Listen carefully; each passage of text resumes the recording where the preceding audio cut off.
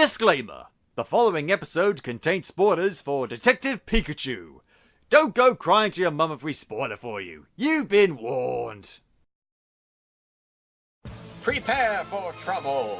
Make it double. Protect the internet from devastation. To annihilate the Disney Corporation. To denounce the evils of the DCEU. And we're talking about Detective Pikachu. Mark. Scott. Team Podcampers blasts off at the speed of broadband. Now let's end this motto before it gets out of hand. Me? Oh, wait a minute, I'm not even in this movie. Someone call my agent. Welcome to Podcapers, the official podcast of a place to hang your cape. And this week, it's a good video game movie I never thought I'd see the day. Cue the music!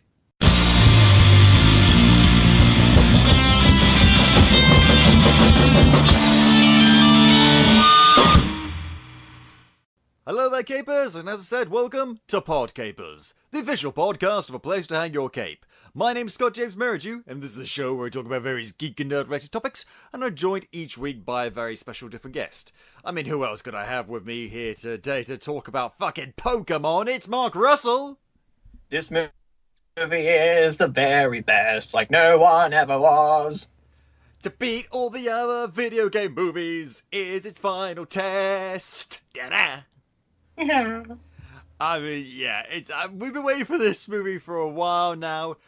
Of all the live-action Pokemon movies they could make, this is both the weirdest and also the most obvious. If you did the standard fight, catch, train, kick Gary's ass type of story, you need at least 2 movies. I really don't think you would, but yeah, I mean, that would have been very done and dusted. But the Detective Pikachu games, as I understand, I've never actually played it. Have you played it? I haven't played it either. Oh, so we're coming in for a great point of expertise then. As I understand it, it's a very story-focused, solving mysteries with Pikachu. The only big difference between it and this movie is that Pikachu has a much deeper, gruffer, bassier, hardboiled noir voice. He's like, Ram City, the city of sin. Here, the Bulbasaurs and the Squirtles own this town. He's like that sort of thing. So, God, I can't keep that up for long. It's Roar 2. Yeah. Roar Shakachu. This city is afraid of me. I have seen its true face. One day they'll look up and shout, "Save us!" And I'll look down and whisper, "Pika-Pee." And then Pika-Pee all over them. Yeah. And so that's the big difference. The only difference, and of course in this movie, Pikachu is voiced by Ryan Reynolds, and it's painfully obvious that he is in fact voiced by Ryan Reynolds. So Deadpool, it hurts. The Deadpool 3 movie looks great. It's not that Deadpool. We're going to get into all of that. First of all, I think we should talk. I mean, we've talked about Pokemon on this show before. We've gone over the first 3 animated movies, haven't we? You've taught me all about those fucking movies. You hated them all. I mean, I like the first one, despite its problems. 5 minutes of hammering an anti-fighting message in a Pokemon movie about fighting. But the Pokemon literally the whole franchise, the objective of every single game, with the exception of Detective Pikachu and maybe Pokemon Snap or something, is Pokemon fighting Pokemon. So it came across as a little bit hypocritical. It's like watching an Avengers movie, and then some random guy comes on and says, "Remember, kids, you can't be actual superheroes. Only firefighters and police officers can be real heroes." It's can we not just enjoy a thing with the electric mice and the... Let's enjoy the Pikachu slapping each other. Yes, please. And this movie, however, doesn't really focus that track. It's right. So, I mean, I really don't know where to start. This is such a bizarre property, and it's such a weird thing to talk about. I think, first of all, actually, before we even talk about the plot or the characters, let's talk about the CGI. Let's talk about the effects. Oh, yes, aren't they wonderful? I mean, Yeah, there are times when it's clear, okay, the Pokemon aren't really there, but they're all so superbly detailed and such a great transplantation of these beloved and recognizable characters into a live-action setting, and it's like it's not meant to be 100% realistic, but the world it presents means you don't really care. What I liked about the movie is that they didn't try to drag it into our world. It's set firmly in the Pokemon world. They exist in this place. We don't have to try to do some big stupid exposition thing, and it works fine. Unlike some other video game characters we could talk about, nudge nudge. Yeah, the list goes on. Dear God, you're frothing at the mouth. Including a certain hedgehog. We've talked about that before. You've done your reaction to the trailer on a place to hang your cape. I did that with Alex Mirabal. We're not gonna fucking talk about that. We've talked about it. Let's focus on this. And so and it shows a world that is very similar to ours, just with Pokemon in it. Pokemon that live and work and bond with human beings, and it shows an effective society that has these animals all over the place, these semi-sentient animals that can do amazing things. And we get all sorts of different references to various Pokemon games, Pokemon stories, and have a Pokemon that we don't actually see. I'm pretty sure at one point Pikachu makes like reference to a Pokemon god, like oh my, whatever the Pokemon god's name is. Arceus. Arceus. Oh my, Arceus. That's the thing you see behind Bill Nighy in his office. Oh, that's what the giant like skeleton thing is. Okay. Or as we like to call it, Arceus. Arceus. Oh, Arceus. Oh god. And it's this. I mean, if you're going to look for 100% realistic or naturalistic CGI, you're not going to get it. But that was the best thing. And I mean, God, they all look so cute. The only problem with this movie is that we don't see, at least I didn't see, a fucking Vulpix. Oh yeah, I didn't see the Vulpix because I did start. One of my nitpicks is that they started to use the same Pokemon over and over again. Yeah, there's a lot of Growlites in this movie, and a lot of actually not them. Growlithe was the one I saw the most. Actually, yeah. Can we kidnap the Bulbasaurs and take them home? Oh, the Bulbasaurs are so cute. Oh, I was tearing up. Like, look at how cute the Bulbasaurs are. Bulbasaur. Yeah. That's pretty good. That's one of 3 Pokemon impressions I can do. I can do them all. Of course you can. Original 151. Psyduck. Okay, yours is better. Crap, I'm down to 1. Who's the last one? Pikachu. If you cap Pikachu in a car door. Yeah, okay, fine, that's it then. Fine. So I can do 1 then. Bulbasaur. That's great. Squirtle. Yeah. That was good. Squirtle. Let's make it sound a bit more surfer dude-ish, and you're there. Squirtle. I don't know how. Close enough. Hey man, I'm a Squirtle. Squirtle. Hey, Michelangelo. Teenage Mutant Ninja Squirtles. No, fucking no. So I bring up Vulpix purely because it's my favorite Pokemon. Well, Pikachu's my favorite, as stereotypical as that is. Yeah, I mean, you know what? Yeah, you're allowed to like Pikachu. I like Pikachu an awful lot, but Vulpix is my favorite because I think Vulpix is the perfect combination of cuteness and raw destructive power. Damn straight. Yeah, I think I haven't mentioned that before. I don't know. So disappointed to see that, not to see that, but like disappointed in like a stupid disappointed. I'm stupid disappointed because there's so many things about this movie that are so great. With the exception of one thing. Okay. The plot. Okay, it's predictable, I'll give you that. It's very and goes quite mad at the end. But we're gonna get into all of it. Let's start off at the beginning. First of all, we introduced to Tim Goodman, played by that annoying guy from Jurassic World 2.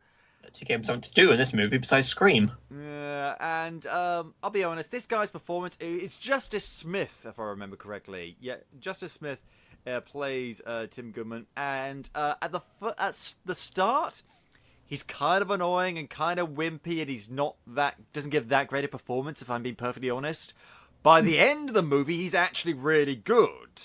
I think his character is supposed to be like detached from the central point onwards.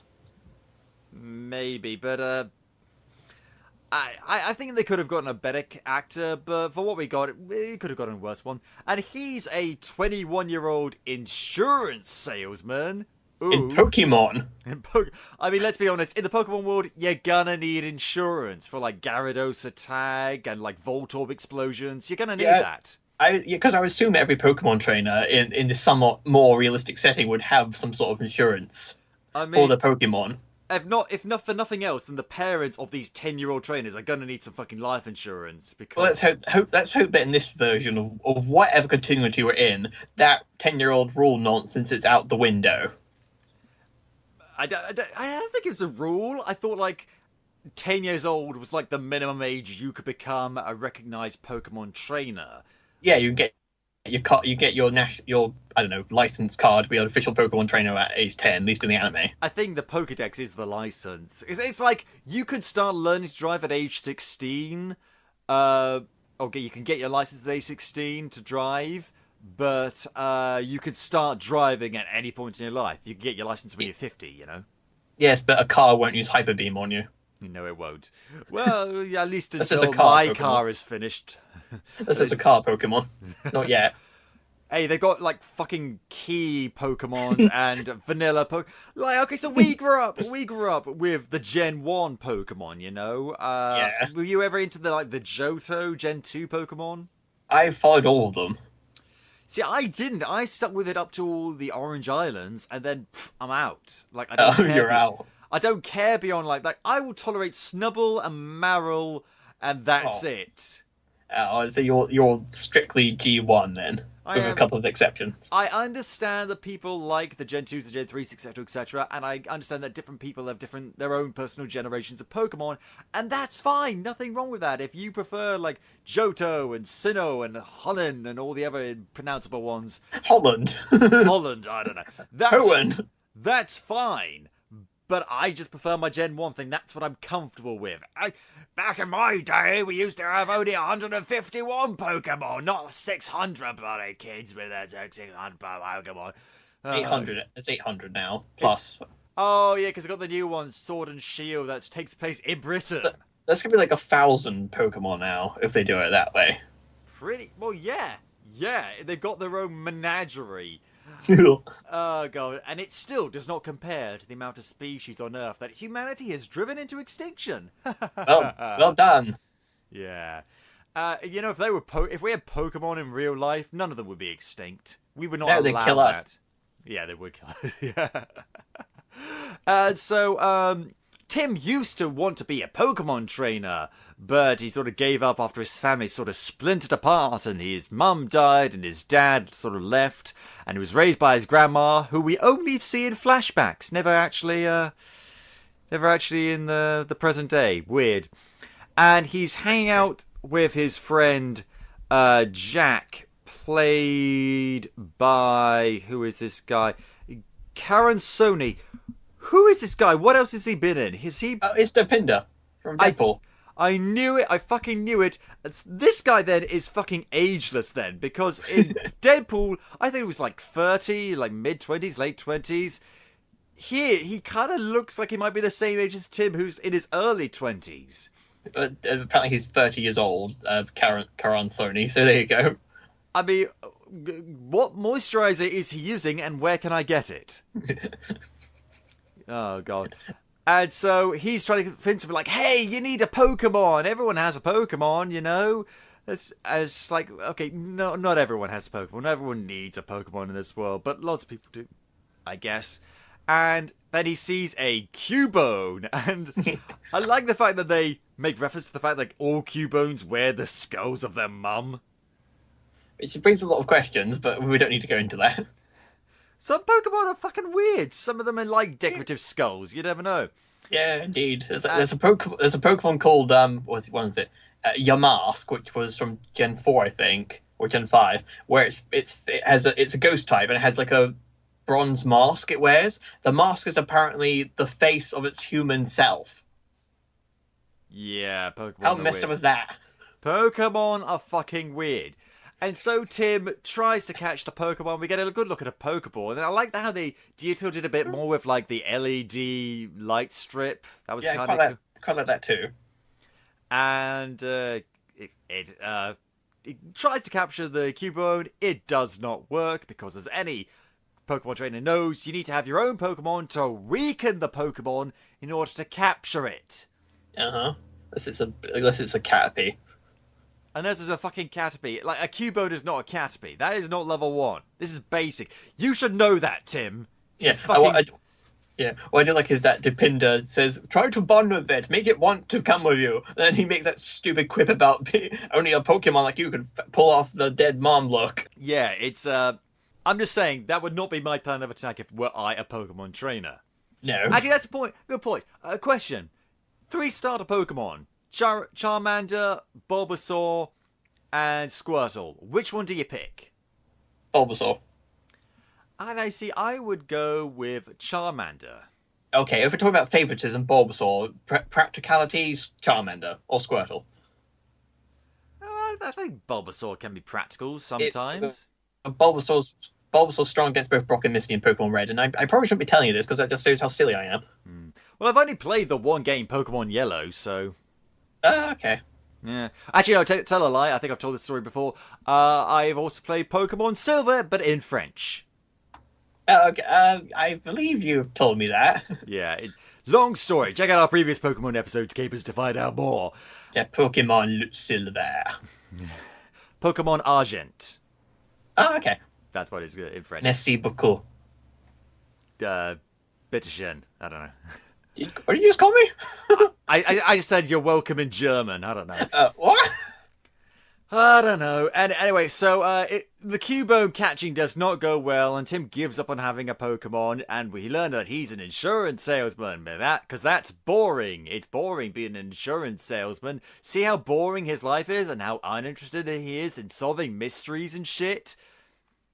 And then he says, like, "Ooh, I've got a bunch of messages on the phone. How could I have 5 messages?" And he says it in the most dull, deadpan, poorly worded way possible. It's a real low point in terms of his performance.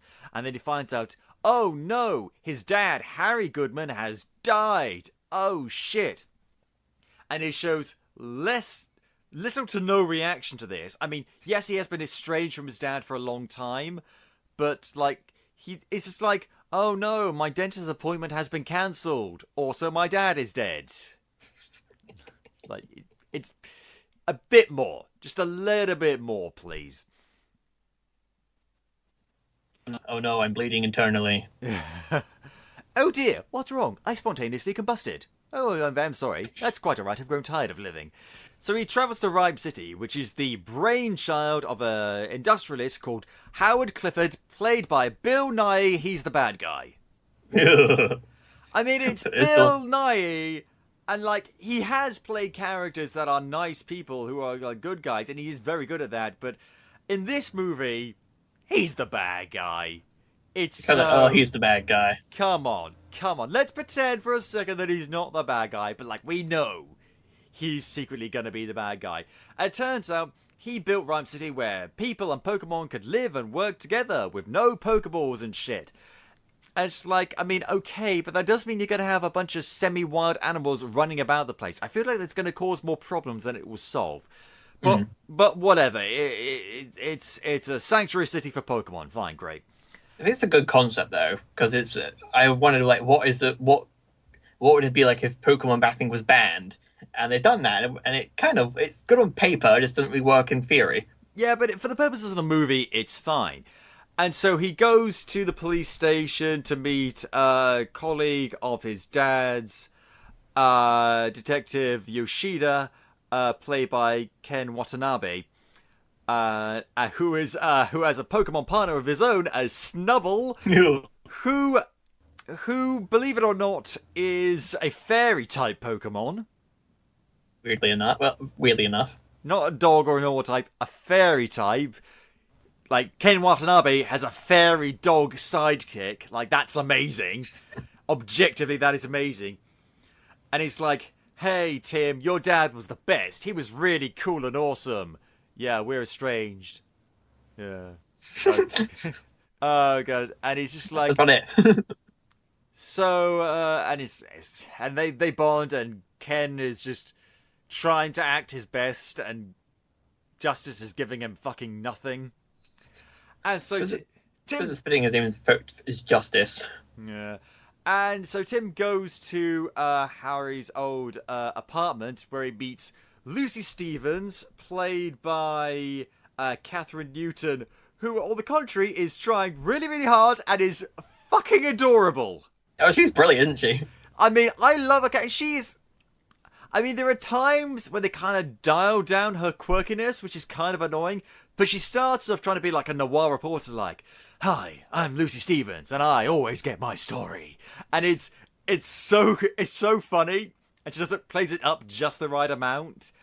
And it's only the moments where they dial it down and they try and simmer down her quirkiness that it gets kind of annoying.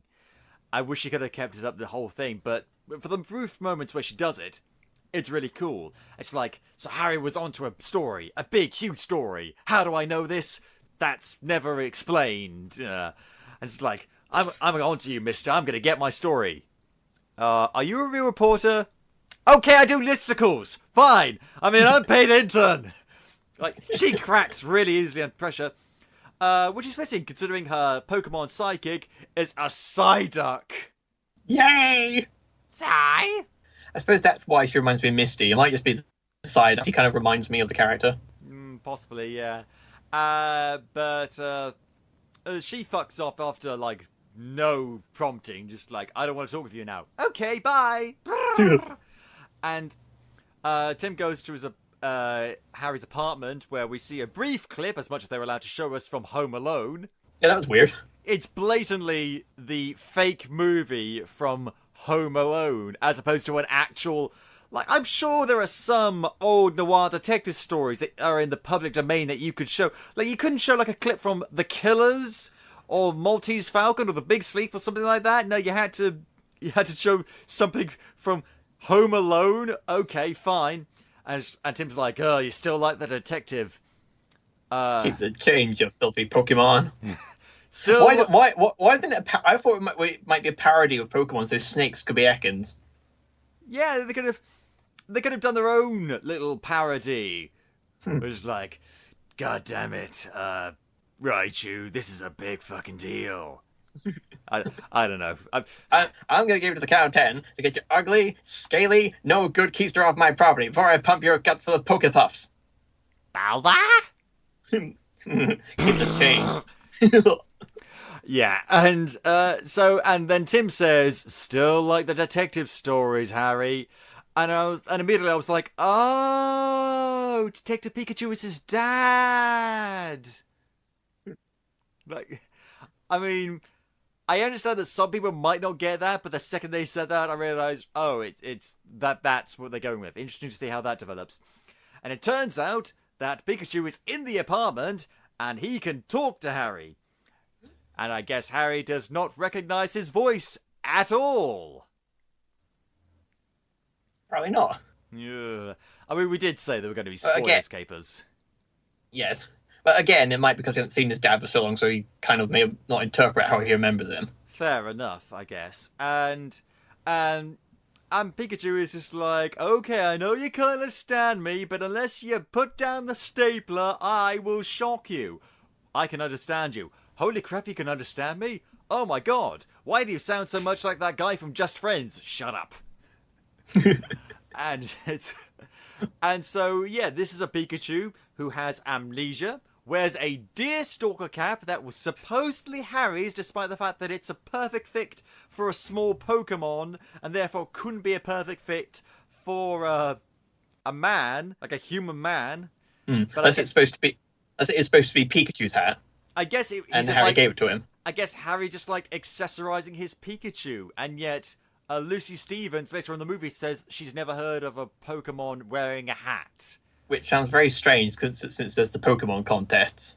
Yes, and especially when you consider the fact that in our own reality, people dress up their animals all the fucking time.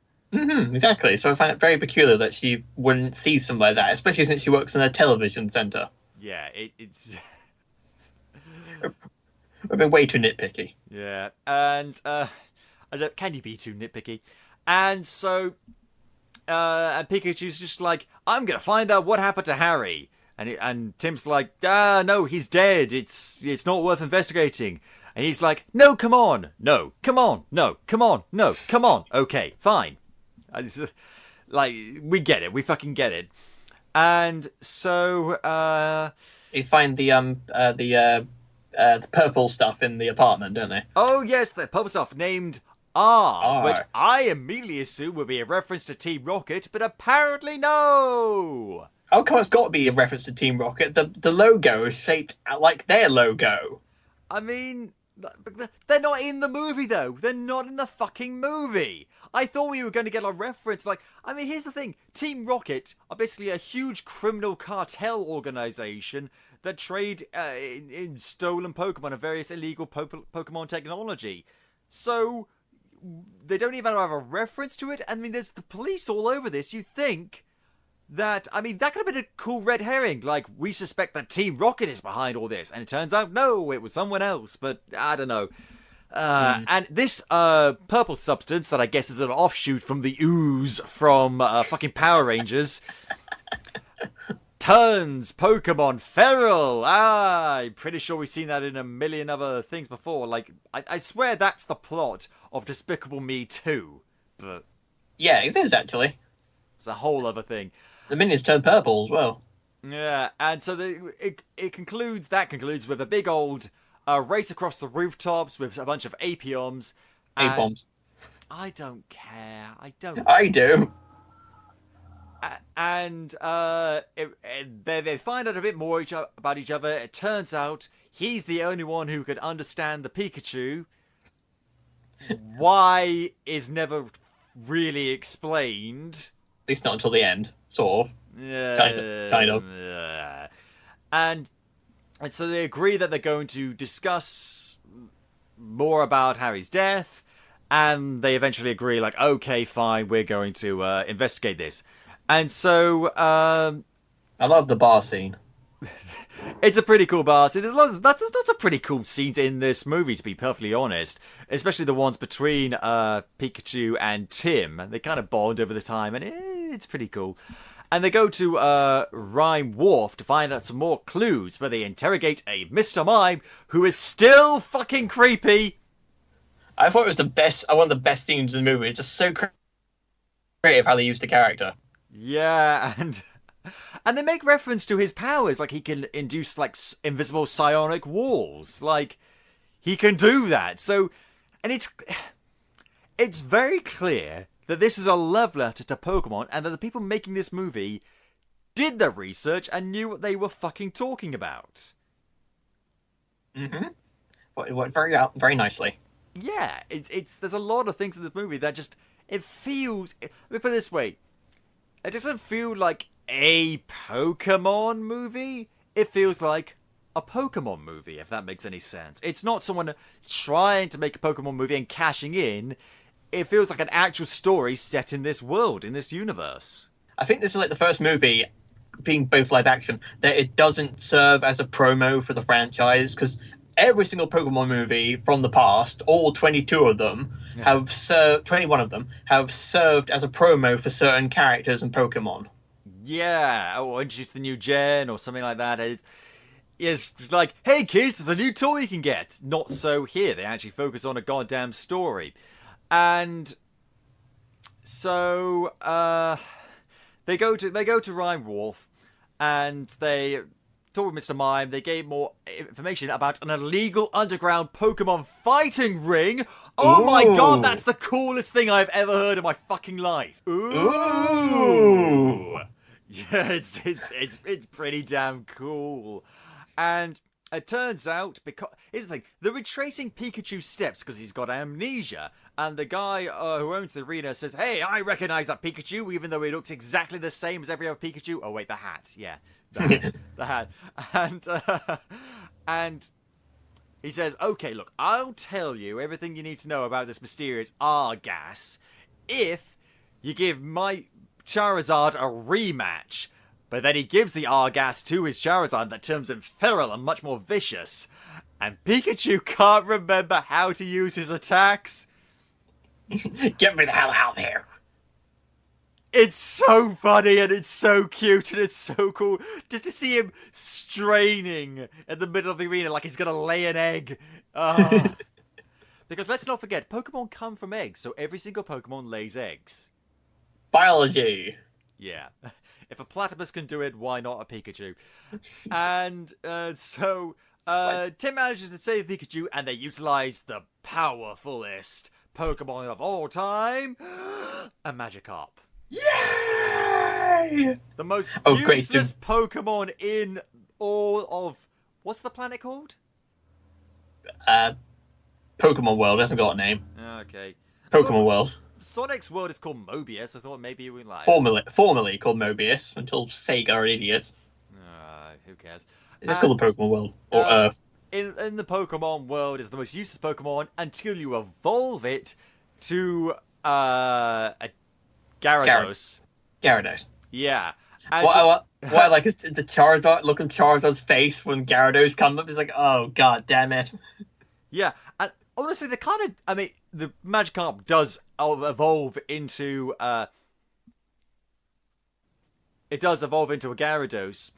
But they kind of downplay the raw destructive power. Like, he sends a tidal wave that knocks him out of the building, and that's pretty cool. But at the same time, like, Gyarados... It's a Gyarados. It's a Gyarados. It's like the fucking Kraken, man. It's supposed to be much, much more powerful. Yeah, it somehow didn't kill Charizard. Yeah, considering the fact that if they extinguish the flame tail, they die. Yeah.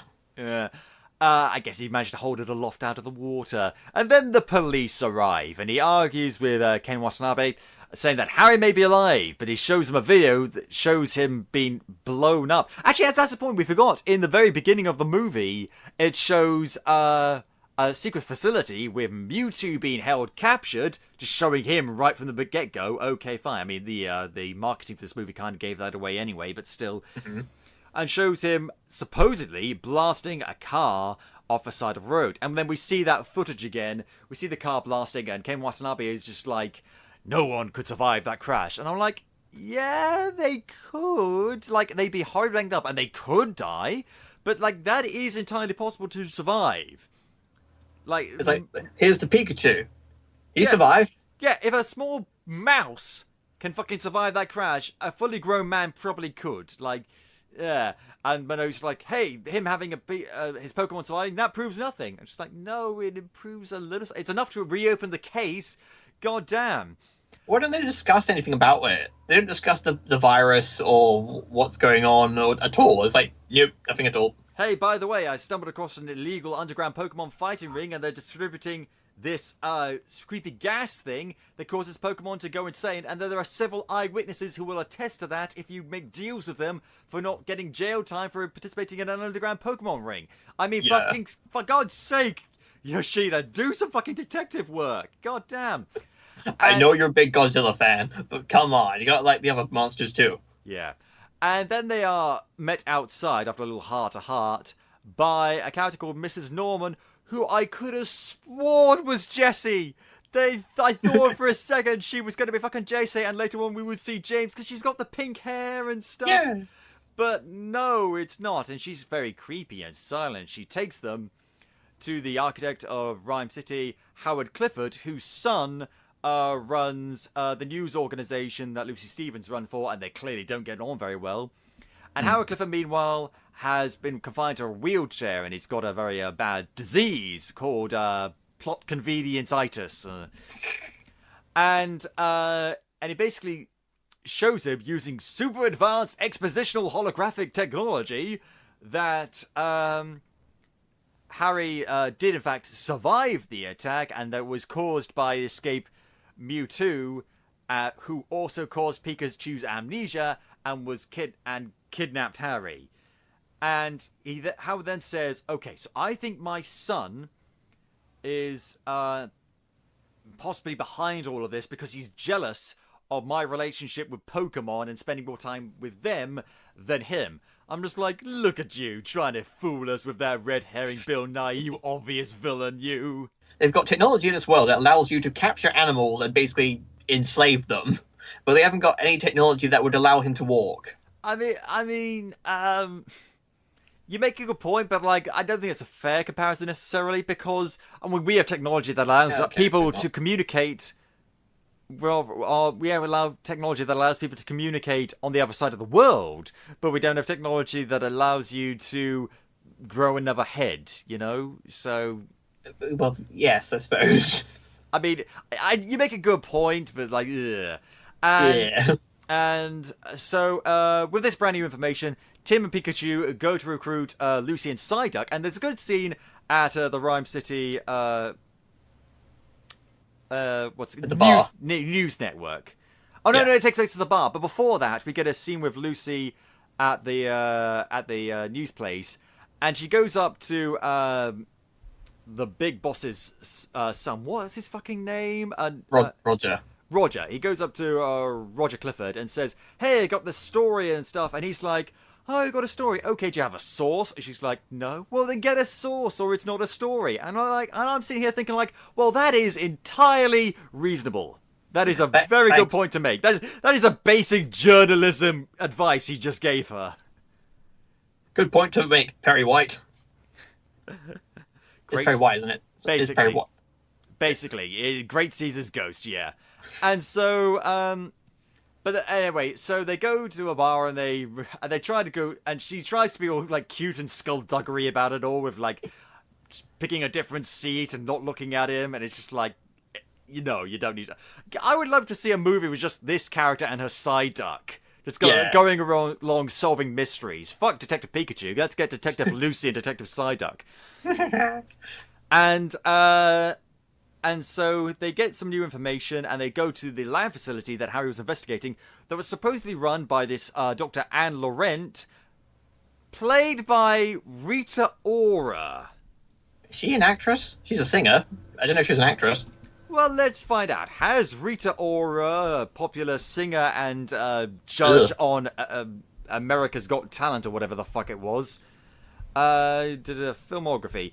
Okay. Oh, she has. She has been in such notable efforts as Fast and Furious 6, 50 Shades of Grey, Southpaw, which I think... it's Jake Gyllenhaal and Forrest Whitaker and Rachel McAdams. It can't be that bad. 50 Shades Darker, 50 Shades Freed, and a television series, The X Factor she was a judge on, 90210, The Voice, Empire, America's Next Top Model, RuPaul's Drag Race. So, I mean... not the worst filmography for a person to have, but not the best either. I mean, okay, do you really want to... I mean, I wouldn't bring this up except for the fact that she's supposed to be like a big scientist in this movie, like a big Pokemon geneticist, and she's clearly uncomfortable with the material. She doesn't really do a great performance, if I'm honest. Fair. I'd probably expect our agent bear up to this. Probably, unless she's a Pokemon fan. Yeah. Fuck it, get Ronda Rousey in there. I'd prefer Ronda Rousey in this movie than her. Yeah. And they uncover a recording detailing them working on Mewtwo, because that's all that happens to Mewtwo. He gets experimented on and then escapes. That's his entire life. And it turns out, then they say, oh, he had been recaptured after escaping the facility and being created 20 years ago? Wait a minute, this is a direct connection to the very first Pokemon movie. This is the original Mewtwo. Yeah, well, apparently there's only one, There's two Mewtwo's. I was unaware of that. Okay. There are in the which movie is it? The one with the last one, Black and White era. They introduced a second female Mewtwo who had the exact same origins as the original Mewtwo, except she wasn't so hateful towards humans, and she could Mega Evolve. That's about it. And then, that's it. She's gone. Then she's forgotten. Does she meet up with a male Mewtwo? Nope. Can you imagine the babies they would make? Jeez. And they make references throughout the movie to ancient Mew. And we see like older like cave drawings of an ancient Mew, but we never see Mew. I was expecting Mew to show up. I was like, okay, where's Mew coming? Hey, time now. I mean, I love Vulpix, but Mew is possibly the cutest Pokemon. Mew is the mother of all Pokemon and the fully introduced Arceus. Mew, Mew, Mew. It's so cute. That scene from the original movie where she's like on the windmill, like landing on all the movie things, like Mew, Mew, Mew. It's so good. I love it. And so they find out more about them, but then they're suddenly attacked by Greninja, which are like frog ninja people, who chase them out of the building. And then they keep making references throughout the movie by Pikachu that Psyduck's head is going to explode. And I thought, like, they're not actually going to make his head literally fucking explode, are they? But no, it's the psychic energy wave thing that is like just like in the games and the cartoon. So yeah, it's exactly what it is. And they basically stress Psyduck out to the point where he blasts them away, and it's so cool. And then they end up on possibly one of the best effects seen in this entire fucking movie. Them stuck on a field of colossal torteras, who are like giant fucking land tortoises. And it's pretty fucking impressive. Yeah, because when they're in the lab, they pass the Torterra Sanctuary and it says that they're undergoing growth enhancement. It's like, okay, that's interesting. And then they come out as giant, megalothic Pokemon. Like, I didn't mean it that big. I mean, yeah, it's pretty fucking cool. And then Pikachu gets a small pebble dropped onto his head, and that apparently means he's gravely injured. Rock beats electricity. Yeah. Yeah. That's... And so they managed to... If that was the intended... Yeah, I mean, that's pretty clever, fair enough. And so they managed to escape the Torterras, and there's like, oh shit, Pikachu's really injured, and there's not a Pokemon Center in sight! Nurse Joy, help! But she's nowhere to be found. And then he sees a Bulbasaur. It's like, please help us, how do we heal him? And it's just like, Pokemon don't understand what people are saying directly, but they get the vague intention behind it, which I thought was pretty cool.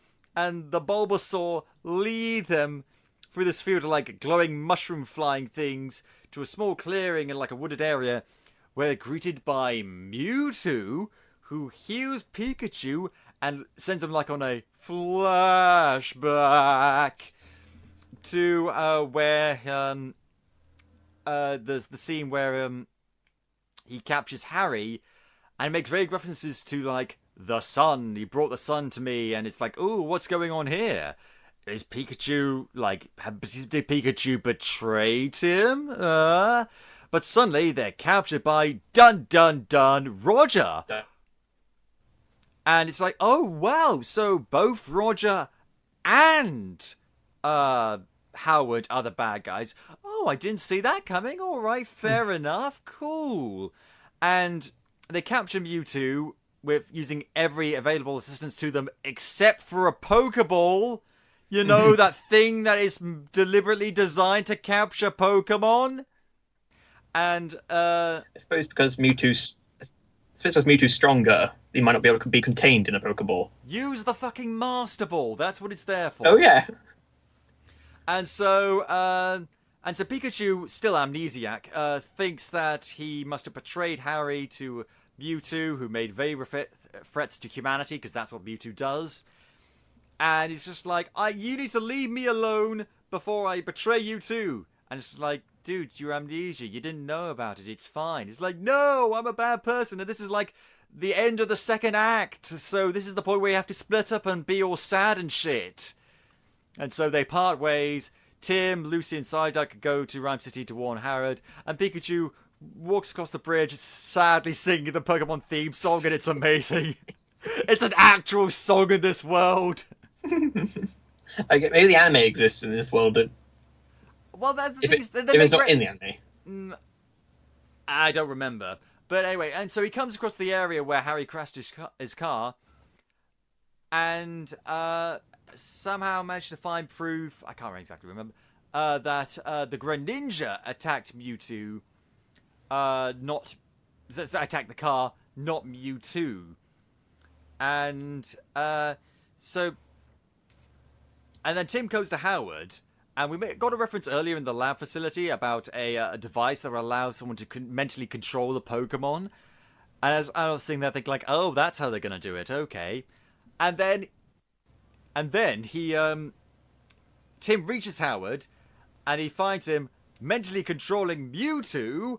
Uh-oh, what's going on here? And then we learn that Howard was the bad guy all along. Shock of all shocks. And he plans to use R to drive Pokemon into a frenzied state and then use the huge powers of Mewtwo to transfer human beings into Pokemon so that human beings could have, like, Pokemon will have the mental capacity of humans, but all the evolutionary powers of Pokemon. And I'm sitting thinking, you know what? Actually, in all fairness, I saw him being a bad guy, but I could not have predicted that this was the ultimate plan of his. That's a pretty cool plan, something I haven't really seen before. Would be nice if we got a bit more understanding of the motivations behind him wanting to do so. I mean, we get a vague reference to him saying, it's not just about me getting the use of my legs back. But, like, it kind of is, and, like, I don't know, he makes references throughout the movie to the evolutionary power of Pokemon, but we could have gotten a bit of a greater understanding. And he goes on about, like, how human beings need to be the best version of themselves, and Pokemon have that ability. It's just like, okay, the fundamentals are all there. I just want a bit more of the backstory, please. What led you to this decision? Like, come on. I assume it's the fact that his body is what's the word? Paraplegic? Yeah, because he's paraplegic and he's losing the ability to control his body. So maybe he's thought, I know, if I evolve like a Pokemon and become a Pokemon, I can help humanity evolve into something better. So you don't have to worry about our conditions anymore. Yeah. Even though Pokemon can get bugs too. Yeah, and they I know, but we get that, but it could have used a bit more explanation, like what led him down this path, and this could have been a somewhat tragic figure or someone who was trying to help humanity but was just misguided. And I just feel like when you got an actor like Bill Nye in the role, you could have done something a bit more with it, just a bit more. Mm-hmm. And it turns out all the balloons in this like big Pokemon Appreciation Day, I thought every day in Rhyme City was Pokemon Appreciation Day, I don't know, is filled with R. And he's going to use it to transform everyone into Pokemon. And in fact, he kind of does that. And I'm realizing, oh, so that's how they got Harry into Pikachu. Ah, I see. Okay, then. The pieces are all falling into place. And Pikachu turns up. And between him and Tim, they try to stop Mewtwo. And then Ms. Norman turns up. And then it's like, oh god, she's a bit of a badass. Then Tim finds Roger locked away in a cupboard. Oh shit! Wait, didn't see that coming. Like, there's a few bits in this movie that, in fairness, I did not see coming. And one of those ones was that Miss Norman and the other Roger is actually a Ditto that we saw earlier in the movie. Genius. It is kind of genius because it was all there, and I'm sure some people did see this coming. I didn't. But when she takes the glasses off, and holy magic carve, is she terrifying? Yeah, because like before, every time we saw Miss Norman or the fake Roger, we saw them wearing sunglasses. We never saw their eyes. And because Ditto can recreate a person or indeed a Pokemon exactly, except for the eyes, which are small black beady eyes, and they look fucking terrifying. It looks like fucking Momo, that internet meme. It's weird because Ditto normally can perfect the face as well, but I guess they couldn't. They do explain that this Ditto is an experiment of mine. It can now become human, even though Ditto can do that anyway. But I suppose they wanted to make it a bit more, I don't know, dramatic or terrifying, or both. I don't know. And so Roger and Tim fight the Ditto, who keeps turning into various Pokemon. It's really cool. He gets punched by a Machamp and doesn't die. Yeah, those things are supposed to like be able to bend steel girders. He should be dead. Roger kicks the Ditto out the window and went, "Oh my god, he just killed the Pokemon!" And it comes back up as a braviary. Yeah, I mean, I think it's basically a giant slime. I think it would survive the fall.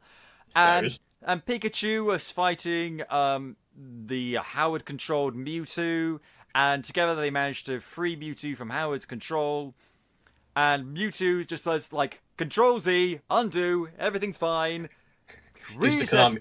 Use the Konami code. I cast status quo. And Howard is arrested. Everyone gets transformed back into human and Pokemon. Roger says, like, I promise I'm going to undo all of this shit. I'm going to, rebuild my father's name into something much more positive. Hey, Lucy, you saw this coming before anyone else. Do you want a job as a reporter? Yes. And it's like, he's not so bad a guy. Yeah. And Mewtwo says, like, I'm still not entirely keen on humanity, but Harry, showed me, and you showed me that maybe not all humans are bad. Like, he says it in the worst way possible. He says, humanity is evil, but they're not all bad. It's like, okay? If it was more like the Vision speech from Age of Ultron, it might have been a bit better. Maybe, yeah. And then he says, okay, so by the way, in case you hadn't figured it out already, I fused Harry with the Pikachu in order to heal him after the car crash, and then that somehow erased his memory, but keeping his consciousness active in the Pikachu, and I needed the sun to separate them for some reason. I mean, it's fucking Mewtwo. You think? I mean, he didn't have to do that with all of the other Pokemon. I'm just saying. Yeah. I suppose I think Pikachu, who is voiced by normal Pikachu, when not voiced by Ryan Reynolds, I think was saying, hey, Mewtwo, put his brain into mine, I'll save him until the time's right, or something, I don't know. Yeah, and that's a very Pikachu thing to do. And then he unfuses them, and it turns out Harry is none other than Ryan Reynolds, which everyone could see coming, because throughout all the flashbacks and things, we never saw Harry's face. And it's like, obviously, it's fucking Ryan Reynolds. Like, it's not going to be like Alan Arkin. It's not going to be... Obviously, it's going to be fucking Ryan Reynolds. And so Harry and Tim reconcile, and Pikachu's like, Pikachu! It's really cute. Lucy becomes a reporter. Tim decides to stay and become a detective. And that's the movie. And, yeah. And it's... Let me put this end credits, and it's pretty good end credit. Awesome.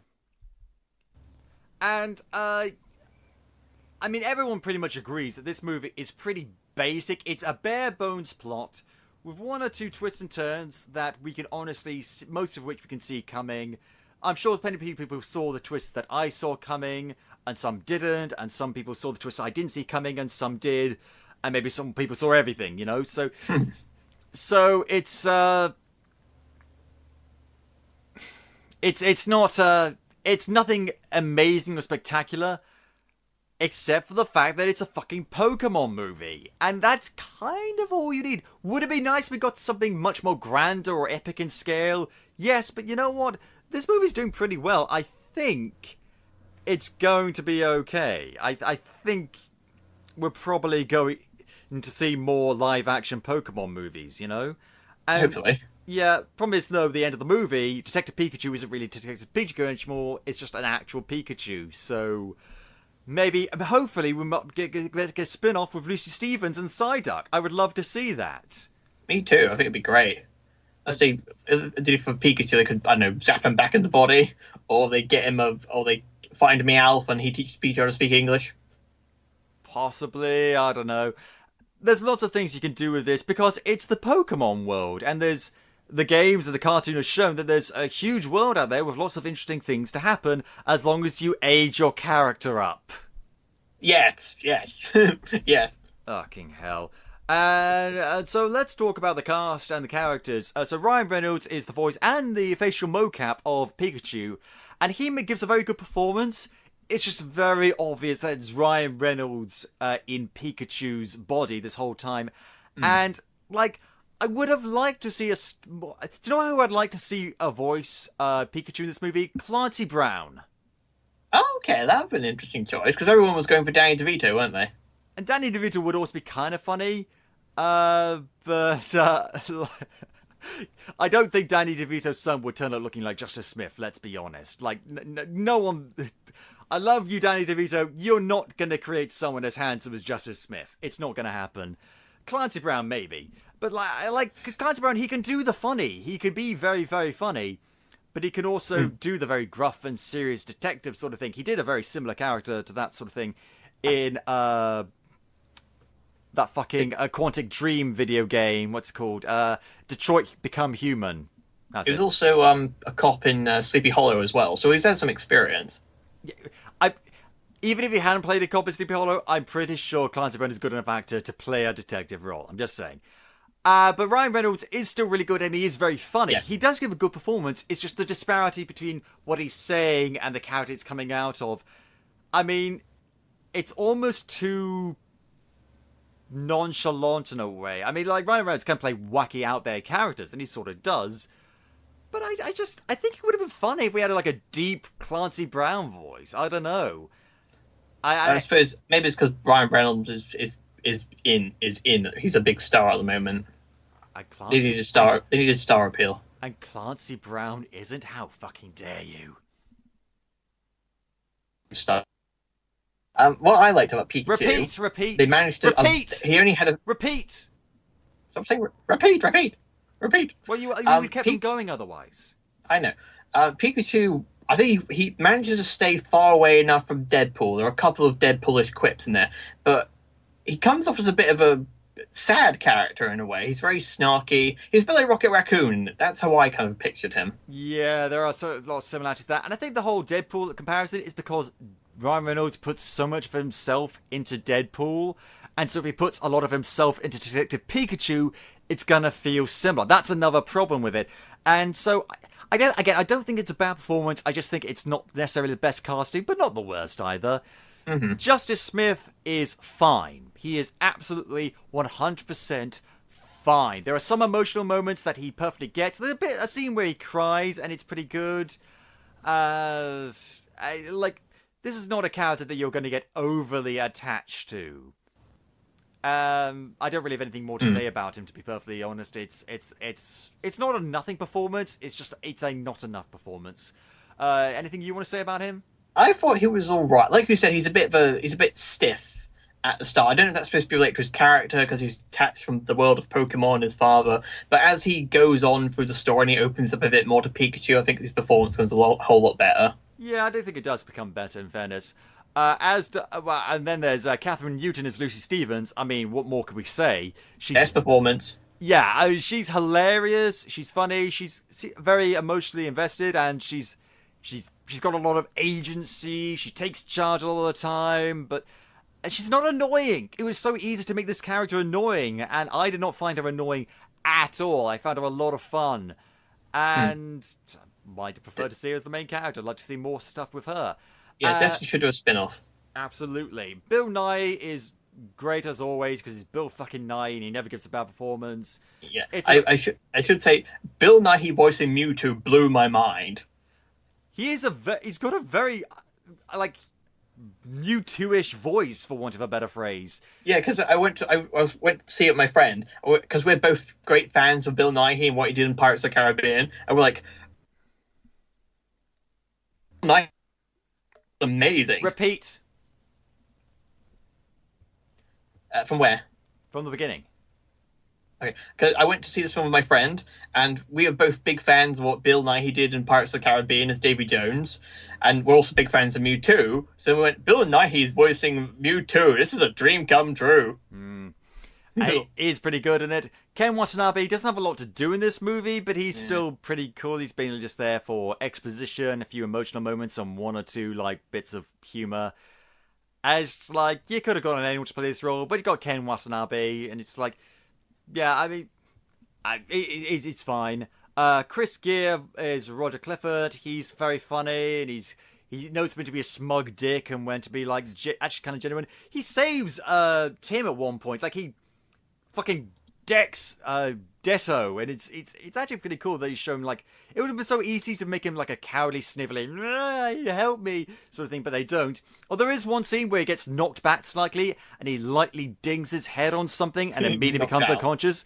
Like, I've had much harder things fall much heavier on my head, and I'm still purple space squid. Sorry, what we're saying? Anyway. And then there's Miss Norman. She's kind of cool, but she doesn't have much to do because she doesn't have a lot of lines. Omar Chaparro plays the underground Pokemon fighting ring guy, and he's kind of weird and wacky, and he's like, I love my Charizard, and that's cute. Rita Ora, don't care. Karen Sony as Jack, is good. Josette Simon is Tim's grandmother, who barely makes an appearance, and would have been interesting to have him play off of her, but apparently not. And and also interesting cameo. In the original Pokemon, in the original Detective Pikachu game, the Japanese voice Ryoma Takeuchi, it's a cameo as a Pokemon trainer in a video Tim watches, like in the middle of a Pokemon Stadium fight. That's pretty damn cool. And he was dressed like Red. He's just like Red. They also made another cameo, Easter egg for Red. It's Karen Sony, who apparently is leaving the town where he and Tim live, wears a red baseball cap, and it's just like, you know what you're doing. Do you know what I would have done, though? Do you know what I've done? I would have had, possibly towards the end, I would have had Tim and Harry and Pikachu walk by, and maybe they bump shoulders with someone who we only see from the back, wearing the standard ash red outfit. Like, you see the hat, and like maybe he's got a Pikachu of his own and stuff. It's just like, oh, who's that guy? And it's like, and it's like, I don't know. That would have been what I would have done. But maybe that's a bit on the nose. You know, it's a bit too fan servicey. I'm wearing the hat right now. Yeah, of course, I would expect nothing less. Yeah, actually, I would have liked a cameo from Veronica Taylor, the original voice of Ash. That would have been really nice. That would have been nice. But I mean, there's only so many. I mean, there's a lot of opportunity for cameos here, and they don't use them that much. But honestly, the cameos are the Pokemon that you see, because everyone's got their favorite, and you always see them in the background and stuff like that. I mean, for God's sake, the best fucking example of a visual bit of reference humor is at the very beginning of the movie where Tim first arrives in Rhyme City, and there's a Machamp or a Machoke, I can't remember which one. Machamp directing traffic around a Snorlax that's asleep in the middle of the road.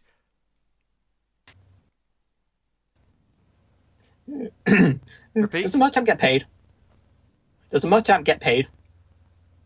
I mean, that's a good point. Yeah, they show Pokemon like working in the city, but why? Who would pay a Pokemon? What would the Pokemon spend it on? Food, I guess. But it's food. I don't know. They are only semi-sentient. And so this movie, people are saying about this movie is that it's very predictable, but a lot of fun. And as such, it's got currently a Rotten Tomato, at time recording, a 63% approval rating on Rotten Tomatoes.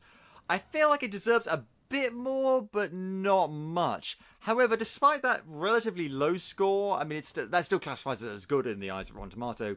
This makes it the highest rated, best received video game movie of all time. Yay! Which I think is an accolade it entirely deserves. Absolutely. It's taken them this fucking long. And it's because they don't transplant the plot of the video game directly into the movie, as far as I'm aware. I haven't seen any playthroughs and haven't played the game. I believe the virus, Mewtwo, the bit of the Apoms, certain Lucy's character is kind of adapted from another one. Certain elements are from the game. And of course, there's a character named Tim who's searching for his dad, and he's helped by a Pikachu. And so, yeah, I mean, people who played the game will probably recognize certain elements with it. And yeah, so kind of, I mean, I think people always assumed this movie was going to be good. Ever since it first appeared, people have been going kind of nuts for this movie. So it was always going to turn out well. It was always going to be good. And it's kind of disappointing we didn't get a better story out of it. But for what we got, I'm satisfied. I really am. It's a perfectly comfortable movie, you know? Yeah, because if someone had to go see it, I would say it's like Roger Rabbit. That's the best movie I can compare it to, with a little bit of Zootopia. Yeah, I think that's a pretty apt comparison. Those two movies. It's if you like those two, the concept behind those two movies, you like this. It's not as good as either of those two movies, in my opinion. I agree. But it's still good. And of course, we have to mention the fucking troll that is Ryan Reynolds, releasing what appeared to be the entire fucking movie on his YouTube channel that we both fell for. I was like, nope, not watching that. No way. I did. I thought, cause it's Ryan Reynolds. He has a somewhat history of releasing stuff he's not really supposed to online to great effect. Deadpool. And I clicked on it, and it's just Pikachu dancing. It's just Pikachu dancing. And it's just like, oh, Ryan Reynolds, you got me again. It's kind of like a film, like an exercise program. Yeah, it's like, get fit with Pikachu. I mean, if I'm going to get fit with anyone, it's going to be Hitmonlee or Hitmonchan or something like that. Yeah. Yeah, or maybe Machoke or Machop or Machamp. Oh, God. And that's the thing, you see. There's really not much more we can talk about that. Now, apparently, a sequel apparently is already under development and was announced early this year before this movie was even released. So clearly, they have a lot. Warner Brothers have a lot of faith in this, mainly because they are desperate for their own franchises again. Well, they keep screwing on the other ones up. Yeah, the DCEU is not going well. The Fantastic Beasts franchise is not going well. Although, when I think about it, this is officially if you exclude Pixels, this is the second Nintendo live-action based movie on a video game. What was the first one then? Super Mario Brothers with Bob Hoskins. Oh God! And this is the third. No, this is the fourth Pokemon movie that's been released in theaters. Not we had one since the year 2000. Oh, I think in America the five. Repeat. I might be wrong. I think in America the first 5 Pokemon movies were released, but again, we're British. We don't get them all. No, I'm pretty sure that in fact it's the first one to be released here. No, I think in general, like in Western audiences. Where did I see that? Hang on one second. I'm looking that up. Okay, so this is the first Pokemon film to be distributed theatrically in the United States by Warner Brothers since Pokemon 3 movie, okay. The year 2000. Okay, so maybe 5 have been released, just not through Warner Brothers. I don't know. And it's also the first Pokemon rating to receive a PG rating from the Motion Picture Association of America. With the rest features as hell. With all the rest receiving a G rating. Is that it? Because it says hell? I presume. I don't know. I mean, there's violence in it, but it's not really that much violence. And they make allusions to Pikachu having a serious drug problem with the caffeine. I don't know. Would that fall under something to make a PG rating about its caffeine? Well, caffeine is a drug. Let's not forget, kids. I suppose, yeah, because it is meant to be a parody of what do normal film detectives drink? It's coffee, isn't it? Or is it usually it's whiskey or coffee? It's like hard scotch or bourbon or something like that, or maybe a daiquiri. Yes, it might be something. It was non-alcoholic. Absolutely. And so, it's not really much to talk about. This is not a movie that's going to blow you out of the water, but it is a movie that is going to be a lot of fun, especially if you're a Pokemon fan. Whether you're a young Pokemon fan who's just gone into it, or an old Pokemon fan who's been with it since the very beginning, it's kind of a love letter to the whole franchise, to be perfectly honest. You and I have been fans of this franchise for a long time. Me probably a bit longer because you kind of cut out, didn't you? So watching this movie and be like, oh, look at the reference, look at the Pokemon. Yeah! It kind of appeals to nostalgia, as a lot of films do nowadays. But it's worth going to see it if you are a Pokemon fan. Yeah, and if that's the thing you see. If you're not a Pokemon fan, you don't know nothing about Pokemon, which is an issue with this franchise. Yeah, I mean, I don't know how much you will like this movie. I think a bit. They explain some things, show don't tell at the very least.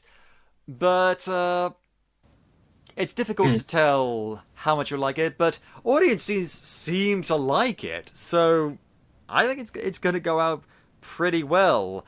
And there's really not much more we can say about it. 4 people wrote the screenplay. Rob Letterman was the director. Rob Letterman? Oh god, do you know what Rob Letterman directed? He directed the live-action Gulliver's Travels and Shark Tale. Oh lordy. Yeah, it's I don't know why I say the live-action Gulliver's Travels. I don't think there's many cartoons about it. But yeah, it's this is not this is not a director I would have immediately chosen to direct this movie. It's like, oh, so he must have done. He carried. Was that something right? Maybe, well, he did Monsters vs. Aliens. That was good. I suppose. Do you know what it was? Because he directed Goosebumps. It's like, well, you handled one classic kids nostalgia franchise pretty well. Why not another? 3 of his films actually have Jack Black in them. And yet, no Jack Black in this movie. Jack Black would have been interesting. Jack Black is Detective Pikachu. We gotta solve the mystery! My favorite Pokemon band is Led Zapdos. Because Jigglypuff only has a cameo in this movie. It doesn't have her own band. Jigglypuff does make a cameo. A bit disappointed that we didn't get to see a drawing all over that sleeping guy's face, but she was carrying the pen though. Yeah, you can tell what's gonna happen. Oh god, I think on that note, then we're just gonna end it there. It's really not that much to talk about, unfortunately. But that's okay. You know, not every single movie has to blow you out of the water. Sometimes you just get a nice, comfortable, safe, average movie that's a lot of fun to watch, and that's what we got today. Yeah. So thank you very much, Mark, for joining us today. Looks like Team Po-ké-moooooon is blasting off again! Indeed, and if you enjoy the show, Capers, please tell your friends. Shout it from the rooftops! And if you haven't already, go back and listen to some of our other super episodes, like our History of the Pokemon Movies episode we did a while back, and you can listen to the show on iTunes, Podbean, YouTube, Spotify, or at podcapers.com. We have a Patreon. Check out the rewards, patreon.com/AP2HYC.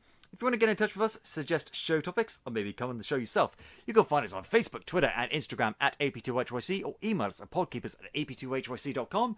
Thank you very much to Dan Harris for our logo, the lovely microphone, the red and blue 3D glasses, those are mine.